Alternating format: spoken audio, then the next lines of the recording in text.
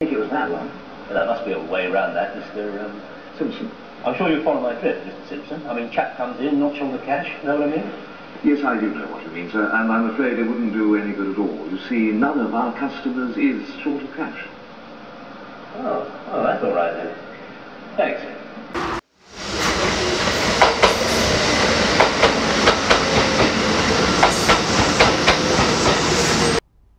Hello, ArchieLuxury, international YouTube celebrity, international cool guy, international luxury goods guru. And today I want to talk about the Rolls Royce of wristwatches.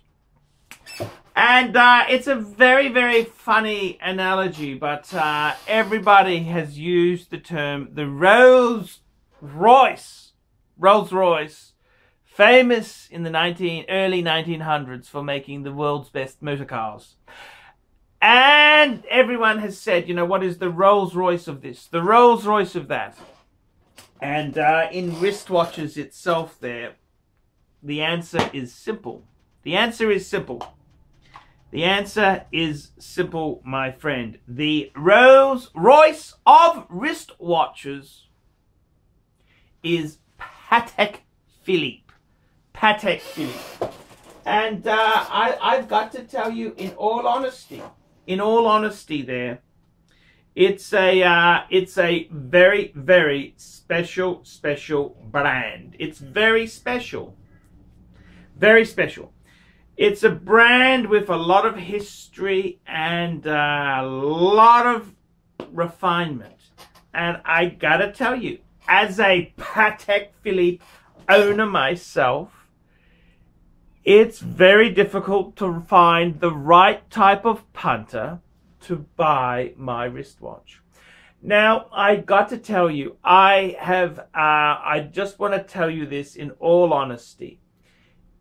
It's not so difficult finding a buyer for a Patek, but it's very important to find the right type of buyer. See, what you have to understand is this is not merely a commodity which you can buy, sell, trade. This is a lifestyle choice. A Patek Philippe is a lifestyle choice.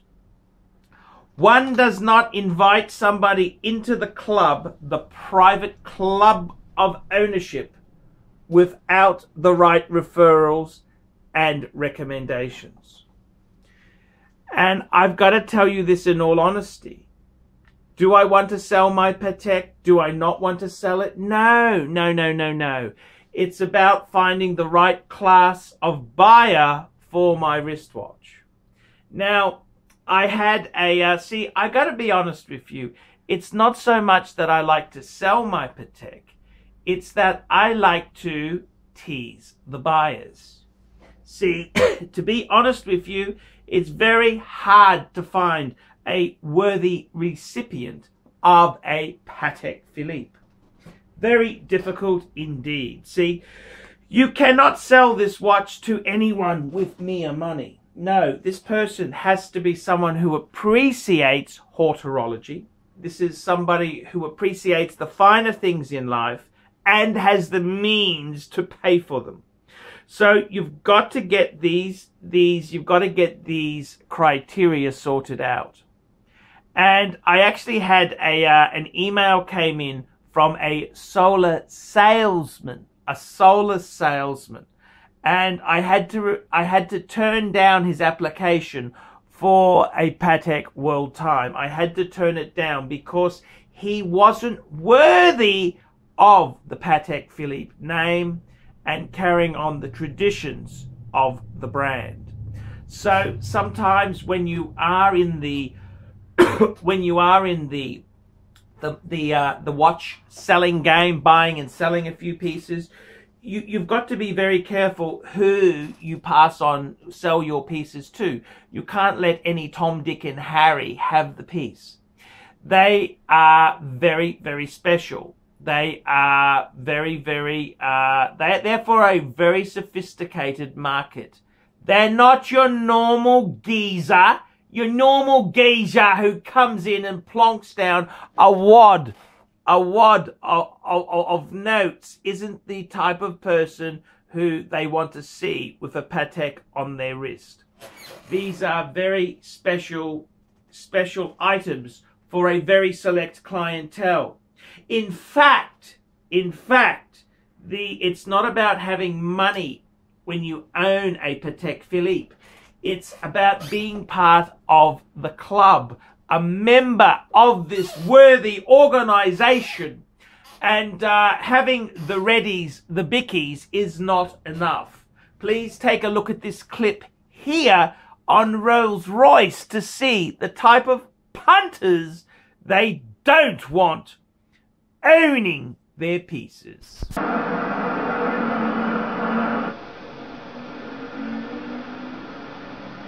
Good afternoon. Good afternoon, sir. Can I help you? Yes, I'd like to know how long it takes to get a new roller. What's rolls? I won't give you the shop, sir. I'll get one of our salesmen. He won't keep you a moment. Thank you.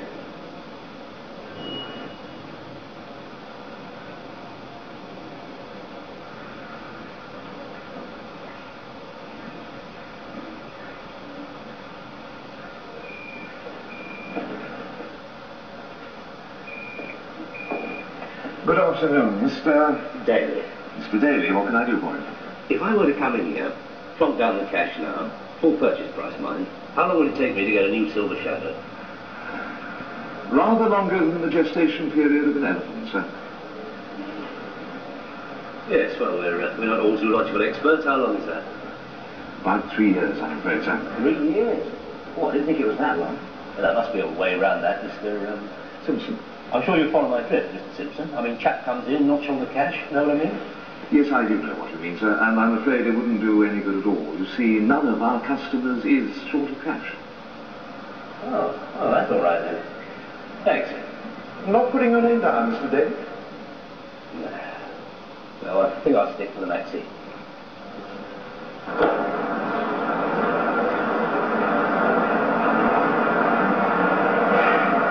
So with Patek Philippe itself there, it's finding the right buyer is not just about finding someone with enough readies to buy the piece. You've got to find someone who will fit in with the brand. Very important.